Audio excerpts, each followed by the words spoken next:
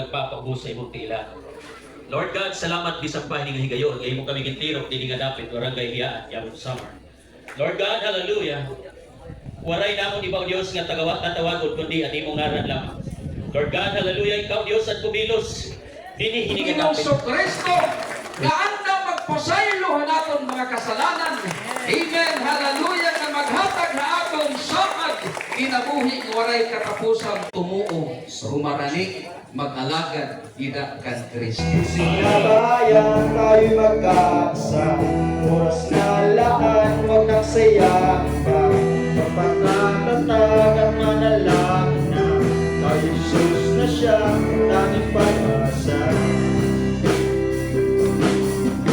Punta sa ating bayan, ating nalalaman, kahit ang iba'y nagbubulag-bulagan, di mo maitatwa ang katotohanan. Isang araw ay walang kaligtasan. Gawang bansa kung sa Jesus di mag-ahari, walang matutungkol siyang na masasawi.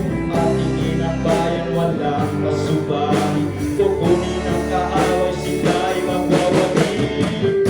Sinabayan tayo magkaisa, oras na laan, huwag nang sayang pa.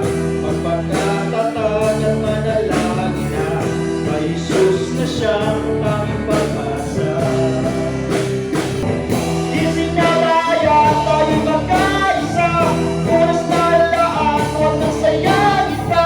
Magpakatatag at manalangin na, kay Jesus na siyang aming pag-asa.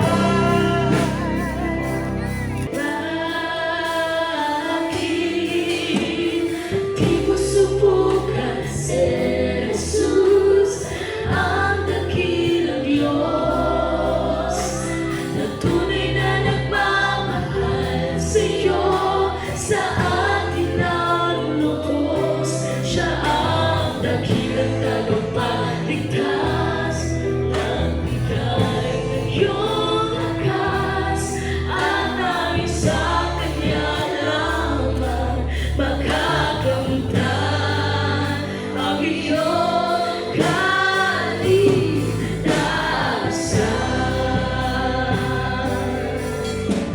Takpay natin makukuha ng mga revelation ni Lord ha itong mga kinabuhi. Nga, i-encourage ko ang mga tanan, waray sayop it pag-alaga ng Diyos. Diri sayop mga kabugtuan.